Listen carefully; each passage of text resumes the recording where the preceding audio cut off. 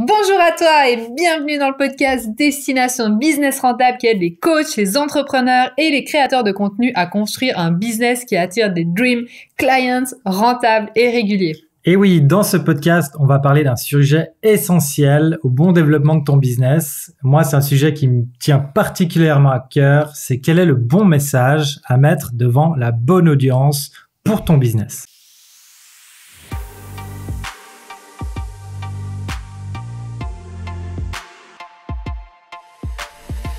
À la fin de ce podcast, tu vas pouvoir clarifier ton business et être capable de communiquer en 1 ou 2 lignes ce que tu offres exactement. Parce que j'imagine que ça t'est déjà arrivé à une soirée entre amis ou entrepreneurs et on te demande « Ah, tu fais quoi dans la vie ?» Puis t'es là « C'est compliqué. Ouais. » Donc maintenant, tu vas pouvoir être capable de communiquer ça exactement en 1 ou 2 lignes. Donc reste bien jusqu'à la fin pour pouvoir enfin clarifier et faire passer le bon message pour tes potentiels clients. Donc, c'est quoi le message de ton business? En anglais, on appelle ça le niche statement. C'est 1 ou 2 lignes qui disent exactement ce que tu offres. Le format, c'est « J'aide ton public cible ». Donc là, c'est les entre crochets. Donc, j'aide, il faut mettre ton public cible, à surmonter crochet point douloureux. Donc, vraiment le problème douloureux que tu auras récolté dans ton étude de marché, je l'espère, pour qu'il puisse, et là, entre crochets, résultat final. Donc, je le redis, j'aide public cible à surmonter point douloureux pour qu'il puisse résultat final. Voilà, par exemple, si quand tu demandes à quelqu'un qu'est-ce qu'il fait dans la vie, est-ce que c'est plus clair s'il répond « Je suis fitness coach ». Point. Ou « Je donne des cours de pilates ». À des mamans très occupées, salariées, qui veulent perdre du poids après la naissance de leur enfant, sans ajouter plus à leur emploi du temps. Alors, la réponse, elle est vite répondue. Si tu arrives à une soirée et tu préfères la première parce que c'est plus court, et tu vas dire qu'est-ce qu'il me veut celui-là, mais c'est beaucoup plus clair la deuxième. Et pourquoi? Parce que même si la personne que tu as en face de toi, c'est pas une maman très occupée salariée, qui vient d'accoucher, comme on l'a dit dans le podcast d'avant, en fait, c'est là que vient vraiment la puissance d'un message clair.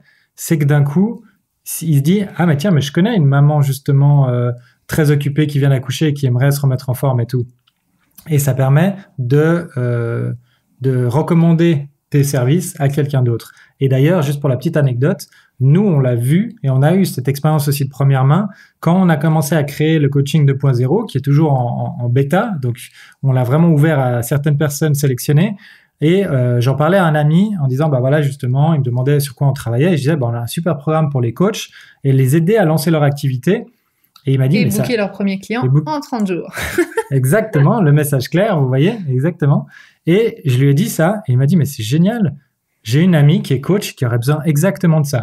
Et il a dit, tiens, je vais lui laisser un message vocal directement. Et il l'a fait limite devant moi en me disant, écoute, je suis avec un pote qui est là et puis il fait un truc pour les coachs, ça pourrait sûrement t'intéresser. Alors, je lui ai rien demandé. Et d'un coup, ça devient tellement clair que lui, dans sa tête, il peut scanner, alors qu'il n'est pas du tout coach, d'autres personnes qui auraient exactement ce problème. Donc, c'est là que tu peux voir vraiment le potentiel et l'efficacité d'avoir un bon message clair.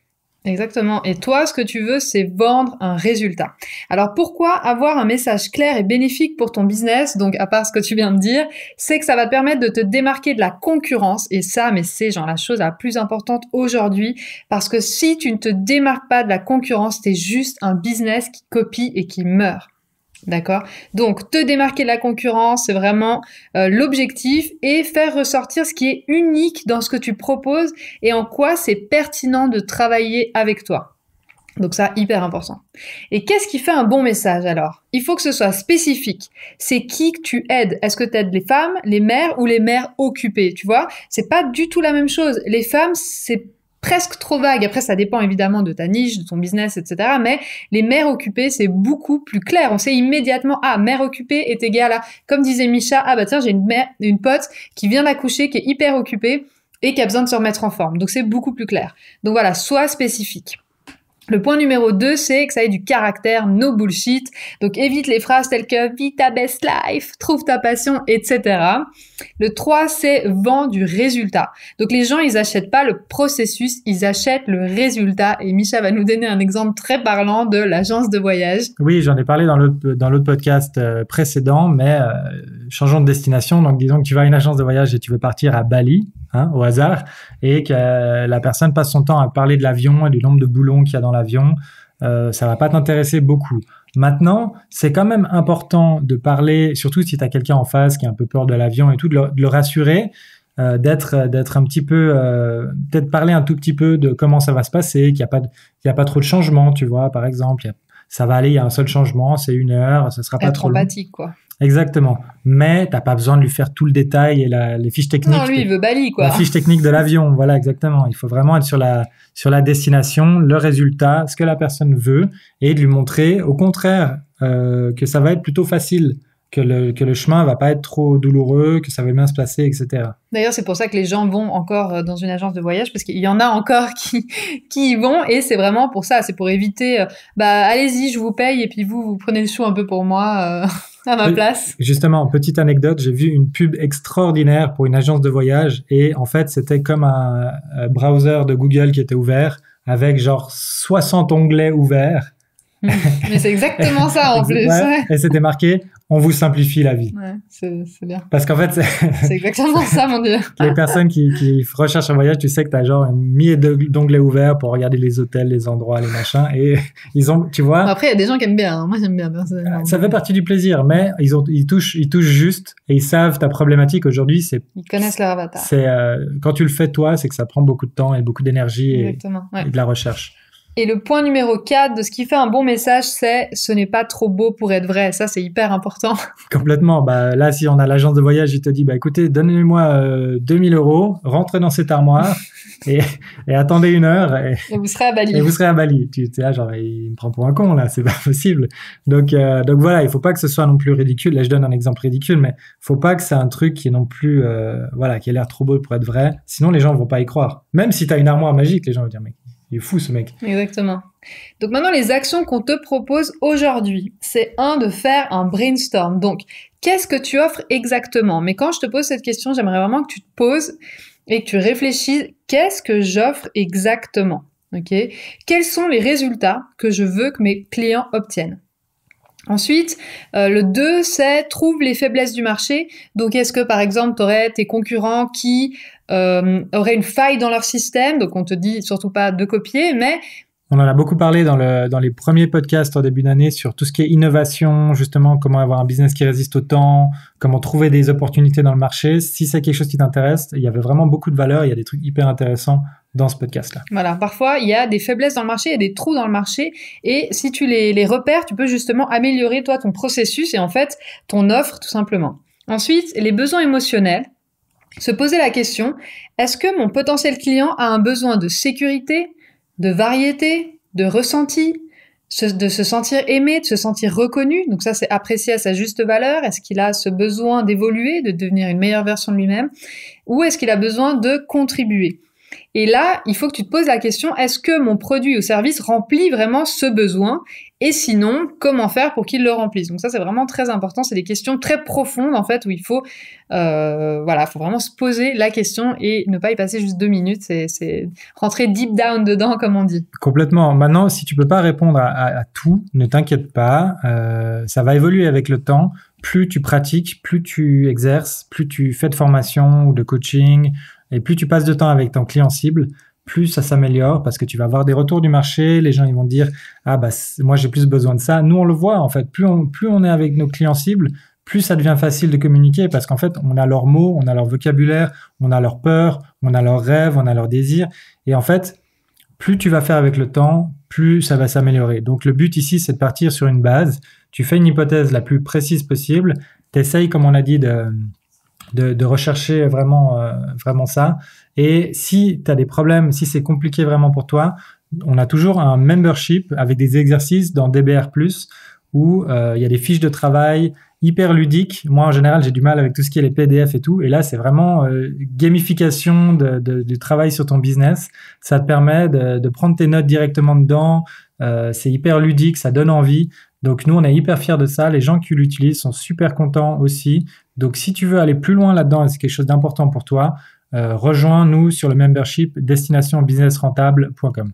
D'ailleurs, les exercices sont faits en collaboration avec une spécialiste en neurosciences exprès justement pour que les exos soient vraiment ultra complets et surtout qu'on puisse travailler en profondeur et retenir l'information apprise dans les podcasts. Qu'on salue d'ailleurs et qu'on salue bien. et qu'on félicite pour son travail extraordinaire. Voilà. Donc pour aller encore plus loin, je te propose 5 prochaines étapes. 1. Fais une première hypothèse et confronte ton marché au message. Donc, comme il disait Misha, pars sur une base, fais une première hypothèse et regarde si ça mord. Ensuite, la 2, c'est vois comment le marché réagit. Et peut-être tu peux justement voir ça en, par exemple, prenant ton client au téléphone. Alors, je sais qu'il y a des gens qui sont en train de grincer des dents au moment où je dis ça, qui ont horreur de prendre leur client au téléphone. Moi, j'ai un petit hack justement, genre si t'as vraiment peur, commence par écrire des messages. Ça marche aussi. Tu peux un petit peu, tu resteras en surface, mais tu peux déjà commencer avec des messages. Si tu vas aller un step plus loin, tu peux faire des petits messages vocaux parce qu'en général, avec la voix, avec la tonalité, les gens sont beaucoup plus aptes à discuter. Ça crée une relation en fait. Exactement, à s'exprimer, à creuser un peu plus des trucs. Si tu prends ton courage à deux mains, par téléphone, c'est encore mieux parce que tu vas vraiment pouvoir avoir une discussion. Le step 3, c'est la petite vidéo. Le step 4, c'est par téléphone. Et le expert, ou si tu as des amis aussi dans le domaine, c'est même encore mieux d'aller prendre un café, de se détendre un peu et puis de laisser les gens justement parler sur le sujet. Parce que le but, c'est d'aller en profondeur là-dedans, comme on l'a dit avant. Si tu restes en surface et tu demandes juste une question, les gens ils vont te répondre la première chose qui leur vient à l'esprit et tu vas pas pouvoir creuser en profondeur justement les désirs, les peurs, les besoins et tout ça. Et ça, c'est vraiment, au début, tu es là, mais pourquoi j'ai besoin de savoir les peurs de mes clients? En quoi ça va aider mon business de savoir de quoi ils ont peur? Mais en fait, c'est vraiment, c'est ça qu'ils recherchent en fait. C'est ça qui les tient réveillés la nuit et c'est vraiment de savoir qu'est-ce qui les angoisse. Est-ce qu'en fait, ils ont peur de jamais pouvoir passer de temps avec leurs enfants, tu vois, c'est pour ça qu'ils veulent gagner du temps, ou est-ce que c'est parce qu'ils aimeraient faire plus pour leur business? Et si tu leur parles de l'un alors que eux ils veulent l'autre, tu vas taper complètement à côté en fait, et les gens vont dire mais il me connaît pas. Donc comme on l'a dit, il y a pas l'empathie, d'un coup ça résonne pas le message, donc tellement important, on le répétera jamais assez, de vraiment passer du temps avec tes clients et tes potentiels clients, justement, de savoir ce qu'ils veulent vraiment. Exactement. Et ça, c'est l'étape 3, justement. Note les mots qu'utilise ton marché, donc tes potentiels clients, les phrases qui reviennent. Tu verras, c'est impressionnant. Il y a vraiment des mots-clés que les gens disent. Et ça, ces mots-clés, tu vas les utiliser sur ton site, dans tout ton contenu sur Instagram, dans ton article de blog. Ça va vraiment être tes mots-clés pour créer cette empathie et ton client va se dire « Ah, mais lui, en fait, il me comprend. Il sait par quoi je passe. » Et d'ailleurs, si tu as peur de prendre le client par téléphone, honnêtement, je te comprends. Nous aussi, au début, c'était galère. Mais moi, j'ai quand même quelque chose à te conseiller que je dis tout le temps. Si tu as peur de quelque chose, c'est que c'est la bonne direction à prendre. Donc, j'en suis persuadée parce que ça veut dire qu'en fait, tu sors de ta zone de confort. Et sortir de ta zone de confort, en fait, c'est là où tu vas trouver le succès, la meilleure version de toi-même, l'amour, tout ce que tu as vraiment envie d'avoir, c'est hors de ta zone de confort. Il faut que tu sortes de cette zone de confort, c'est hyper important. Sinon, il pourra jamais t'arriver des choses exceptionnelles. Et c'est quelque chose qu'on dit énormément, ce côté genre ouais, sortir de sa zone de confort et tout. Mais juste, si tu regardes les choses d'une manière pragmatique, imagine la personne que tu es là aujourd'hui. Est-ce que tu penses que ce sera la même personne plus tard qui gagnera 10 000, 20 000, 30 000 euros par mois? Logiquement, est-ce que tu penses que tu seras la même personne ou est-ce que tu penses que tu auras évolué, il y aura des choses que tu vas faire à ce moment-là que tu fais pas aujourd'hui et des choses que tu fais aujourd'hui que tu feras plus à ce moment-là? Selon moi, tu dois sortir de ta zone de confort. Si aujourd'hui tu gagnes pas, imaginons que c'est l'objectif, gagner 10 000 euros par mois, mais aujourd'hui tu génères peut-être 500 euros par mois. Pour arriver à ces 10 000 euros par mois, il va falloir que tu sortes de ta zone de confort. Donc, est-ce que ça veut dire passer par justement avoir des clients au téléphone ou voilà, faire des choses que qu'aujourd'hui tu n'oses pas faire et que tu vas oser faire et qui ça va t'amener vers justement ces 10 000 euros par mois. Exactement. Tu vas devoir grandir, tu vas devoir changer et la seule manière de grandir et de changer, c'est de sortir de sa zone de confort. Voilà, exactement. Donc, quand quelque chose est inconfortable, c'est que c'est la bonne direction. Moi, personnellement, c'est ma boussole. Donc, dès que quelque chose est inconfortable, évidemment, au début, j'ai envie de le fuir. Je me dis, fais chier, quoi. Pas avoir les clients au téléphone. Et puis après, je suis là, ouais, ok, en fait, go, quoi. Et souvent, ça semble contre-intuitif. Moi, j'ai l'exemple c'est la survie. Ouais. Tu sais, dans le film Pirates des Caraïbes, à un moment, il a sa boussole et la boussole, elle pointe vers le bas et il dit, genre, il faut faire retourner le bateau. Et t'es là, mais ça fait pas sens. Pourquoi il faut faire retourner le bateau? Tu vois, alors la boussole, elle se plante Et en fait, lui, il est persuadé, il suit la boussole, ils font tourner le bateau et puis il trouve le passage secret pour pour aller à l'île au trésor. Et en fait, voilà, des fois, dans la réalité, c'est ça. T'as l'impression qu'il faut retourner le bateau, t'es là, allez, on met tout all-in et on va dans cette direction, même si on a l'impression que c'est pas la bonne. Donc voilà, retourne ton business. En gros, c'est le conseil numéro 1. Ensuite, la 4e étape, c'est il faut comprendre ce que ton marché veut. Donc pareil, vraiment, c'est hyper important que tu recenses vraiment toutes ces informations, ces data, et comprendre vraiment c'est quoi qu'a besoin ton client, c'est quoi ses peurs, c'est quoi ses besoins, etc. Et c'est vraiment, ça passe aussi par avoir son client au téléphone, peut-être, j'insiste. Et ensuite, en une phrase, tu vas pouvoir dire ce que tu proposes.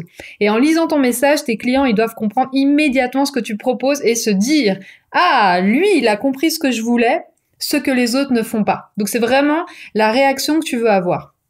D'ailleurs, un exemple que donne Vanessa là, et je trouve ça assez chouette, c'est une coach en confiance sexuelle et elle, justement, son message, c'est « J'aide les femmes timides à retrouver confiance en elles pour qu'elles puissent se sentir sexy et puissantes dans la chambre à coucher. » Et on pourrait croire que c'est hyper précis, hyper niché, parce qu'elle s'adresse aux femmes. Déjà, elle s'adresse aux femmes, ensuite aux femmes timides qui ont perdu confiance en elles et qui veulent se sentir sexy. Donc, on pourrait se dire, oulala, mais c'est hyper niché, mais en fait, moi, je suis persuadée que ça parle à des femmes qui ne sont pas timides et qui n'ont pas forcément perdu confiance en elles. Mais juste le concept, se sentir sexy et puissant dans la chambre à coucher, franchement, il y a un côté genre, empowerment, qui est de la femme qui est hyper cool, et je suis persuadée qu'il y a plein de nanas qui sont pas forcément timides, mais qui au contraire sont plutôt bonnes vivantes et voilà quoi, qui ne sont pas timides et qui arrivent à se retrouver dans ce message et qui, je suis sûre, suivent ses formations, ses coachings, etc. Mais complètement. Moi aussi, j'ai envie de me sentir sexy et puissante dans la chambre à coucher. Merci pour cette information. Non, mais si je fais cette blague, c'est parce qu'en fait, on a eu un exemple génial, exactement là-dessus, où on est en train de suivre une formation et dans cette formation, la personne montre un client qui parle de comment se reconnecter avec l'homme intérieur, de plus être un fils à maman, un mama's boy, et de devenir vraiment un homme, quoi, un vrai. Et c'est le message a complètement parlé à Amandine. Ça me parlait trop. Amandine dit, mais c'est complètement moi. J'ai même été voir son site. Exactement. Alors qu'il dit que c'est que pour les hommes. Hein. Alors que c'est que pour les hommes. Ouais. Et ça, c'est vraiment un truc, on se rend pas compte. On a l'impression qu'on va se nicher, on va parler que à une personne spécifique et tous les autres vont pas se sentir concernés. Et en fait, c'est là, le hack, en fait, c'est de parler d'une problématique spécifique, limite, mais je trouve ça, c'est l'exemple parfait parce qu'il s'adresse aux hommes. Mais comme il parle justement de cette problématique, justement de se libérer, de se reconnecter, et il avait un message très clair avec une problématique très claire qui avait ce type d'homme, à toi, ça t'a trop parlé. Et moi, d'ailleurs, j'ai été voir son site après, et j'ai vu qu'il y avait vraiment que des photos d'hommes. Donc là, du coup, j'ai compris que c'était pas pour moi. Ça s'est arrêté là. Mais j'avoue que s'il y avait eu des photos, exactement, je dis pas que j'aurais acheté la formation, je sais pas, mais j'aurais creusé en tout cas beaucoup plus longtemps. Là, c'est vrai que de voir que des hommes qui font des waouh comme ça, c'était pas trop mon truc. Tu te dis ok, c'est pas vraiment pour moi. Non, mais par contre, le message. Ouais. Et la problématique, j'étais là, putain, en fait, c'est exactement ce que je ressens aussi, quoi. C'est fou, hein. C'est assez fou, hein. Alors donc, que moi, c'est un truc qui me parlait pas plus que ça. Ouais, exactement. Mais en fait, c'est par rapport vraiment à la problématique. Donc là, mais c'est pour ça que je fais la blague par rapport au coach en confiance sexuelle. Que peut-être il y a des mecs qui vont exactement se dire la même chose, tu vois, ils vont se dire mais c'est clair, tu sais, t'oses pas l'avouer, t'es là genre mais moi aussi j'ai envie de me sentir sexy mais je sais pas, non, t'as le droit, pourquoi j'aurais pas le droit pourquoi j'aurais pas le droit de me sentir sexy dans la chambre à coucher, exactement, tu vois. Et en fait je suis sûr qu'il y a des gens qui, quand tu décris ton problème, il y a des gens qui vont être hors de ta cible, qui vont se reconnaître aussi dedans. Et ça, c'est un truc aussi, ne pas avoir peur et vraiment de foncer. Et comme on l'a dit, tu dis, tu te fais un petit hack, tu dis, maintenant je me cible avec tel message, et plus tard, j'agrandirai, je parlerai à d'autres personnes. Mais commence d'être le plus précis. D'ailleurs, si tu veux savoir justement comment te nicher, comment avoir un avatar précis, on a fait une vidéo. La vidéo précédente, si c'est sur YouTube, tu peux cliquer juste en haut à droite où tu peux aller voir où vraiment on donne plein de tips pour justement oser enfin se nicher et voilà avoir c'est un message hyper ciblé et puis de parler à un problème spécifique. Exactement, avoir un problème spécifique pour une personne spécifique. Donc maintenant, le podcast arrive à sa fin et la théorie, c'est bien, mais la pratique, c'est mieux. Si tu es l'un de nos membres adorés de Destination Business Rentable, plus avec qui on travaille ces concepts en profondeur, tu sais déjà que les exercices t'attendent sur la plateforme pour t'aider à clarifier ton business et être capable de communiquer en 1 ou 2 lignes ce que tu offres exactement. Et si tu ne fais pas encore partie de nos membres mais que tu aimerais travailler ces concepts, chaque semaine, on approfondit le podcast avec des fiches de travail sur une plateforme pensée pour avoir un max de résultats. Alors, fonce t'inscrire. Le lien se trouve dans la description ci-dessous et je te donne le site, c'est destinationbusinessrentable.com, comme ça s'écrit, comme ça se prononce. Sans point, sans rien, tout à la suite. Voilà. On espère vraiment que ce podcast t'a plu. Ne rate pas le podcast qui sort jeudi prochain. À la semaine prochaine. Bye bye. Bye bye.